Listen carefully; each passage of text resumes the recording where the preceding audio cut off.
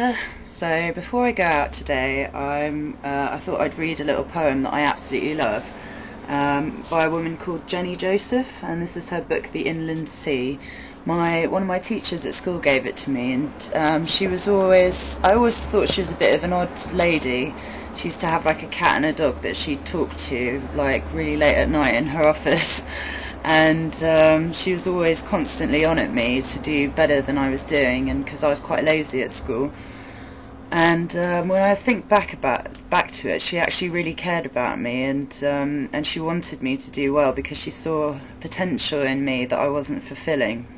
And she gave me this book when I left, and I didn't read it until a good few years later, and I realised that she actually was a really thoughtful, kind lady who I think had quite a few, like, definitely disappointment in love, in her life. She was a single woman and she was quite lonely, I think, and she'd kind of become a house mistress at a girls' school, and she was one of those ladies where you could tell she was quite young, like in her, not even in her 40s yet, but she had like grey hair and she looked like an old lady already, and she was caring for her invalid father, and he actually died the year that I was leaving school, and she was like absolutely devastated, and I felt really bad for her because there was no one really there for her, no one there to look after her, and she was like looking after everyone, and all of us being young, kids,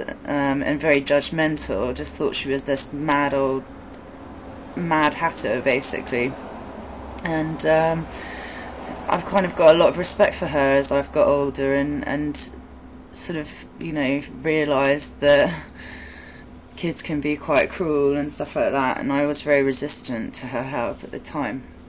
But before that, I want to share with you a good summer tip, and this is for, I guess, like, mostly women, because like we're all like concerned about not getting too fat over the summer and looking nice in our clothes and things like that. And it's a low-fat alternative to ice cream, and it's really good, and probably people do this already. But when I was younger, I had an ama who used to look after me and my brother when my parents were working, and she was a bit like a housekeeper, I guess, or a nanny, a housekeeper slash nanny. And anyway, like, she used to get these type of things. Rubicon's my favourite, but not this size, the miniature box drinks that you can get.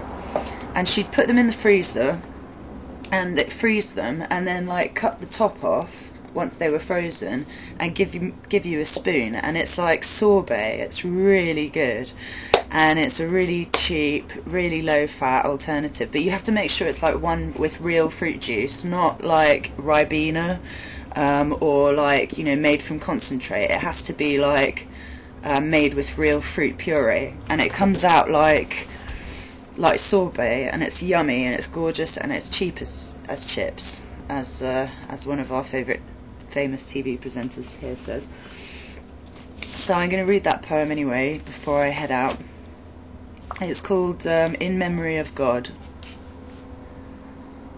I suppose they would have shot the moon down if they could have, into little pieces to make a new one, even while saying, "Isn't it strange, isn't it beautiful? Come, I will show you a marvel of man. There on the green, a huge contraption in a palisade. You have here a perfect replica of a whale. Every branch of knowledge known to man, you name it, we've got it, has gone into this project to bring you the fabulous wonders of the deep. Yes, here's a panel that tells you who gave grants for what to whom, and who the electrician was, and which boroughs raised a penny rate to send the team to find the stuff to make the eyes, etc. Ask him not to touch, lady, would you mind? Just to look at, son, so you know what they looked like. We need a grant for a pool, and another 2,000 to get it buoyant so it would move. Then there's maintenance. Far in perpetual waters a creature turned, coasted and turned in perfect machinations, moving like clouds at the edge of the world, untended, simply itself in its extraordinary being, easy, so easy moving through the water. Stupid men, All you had to do to get a whale was not to spend 1 penny, not to do anything but let what miraculously was there be. No one on earth can make a whale again, and when, because of what you have made way for, the rats overrun us, think of the mild wonders we could have let keep the world. Unclever, not like us, yet more skilful and useful, alas, in all their parts to man. But being no use would probably not have saved you. The strange shining disk that lights you to your extinction far over your dark pathways, and even whatever caused the moon's pull, the life of waters, to maintain the whale, they would have put it in their pocket if they could. I love that poem. It's so... it just makes me tingle. Because it's so true, you know, like, people spend a lot of money, like, on completely pointless things, you know, instead of what's really important, instead of maintaining the environment, they creating a kind of, a sort of artificial one, you know, like zoos, for example. I absolutely hate zoos. I think they're really cruel. I think they're disgusting. And, you know, unless in the very, very limited circumstances, for example, the Kruger National Park in South Africa, which is like a big safari park, the animals are living in their natural habitat. You're not allowed to touch them. You're not allowed to do anything. I mean, you wouldn't want to touch them because they're wild animals, and like lions and stuff can eat you. But you know, you wander around in their natural habitat and observe them as God intended, if you believe in God, whatever. But anyway, so that's the way. Like, to put them in cages, you know, and have them living like, you know, it really, I haven't been to a zoo for, God, I don't even know, years, not since I was a kid. And even when I was a kid, I never really agreed with them. I thought they were, you know, well, I mean, you know the reasons why. I mean, to take a polar bear away from, you know, the Arctic and put it in a concrete, you know, cell with a bit of muddy water in it is just disgusting to me, absolutely. But yeah, so I mean, I would recommend to anyone to take a look at this woman's writing, Jenny Joseph. She really, I mean, she really has some beautiful poems.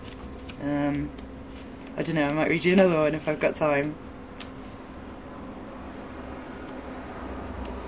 Because the thing is, she's married, and she writes a lot about kind of domestic life as well, and it's quite interesting.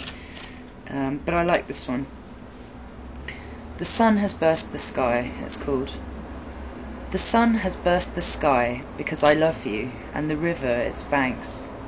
The sea laps the great rocks because I love you, and takes no heed of the moon dragging it away and saying coldly, constancy is not for you. The blackbird fills the air because I love you, with spring and lawns and shadows falling on lawns. The people walk in the street and laugh, I love you. And far down the river ships sound their hooters, crazy with joy because I love you. Oh, that's so cute. Okay, I'm gonna go. I've got shitloads of work to do. My exams start on Monday, and I'm really worried and really nervous, and everything will be fine, I'm sure. But anyway, mwah, and I hope you all have a lovely weekend. Bye!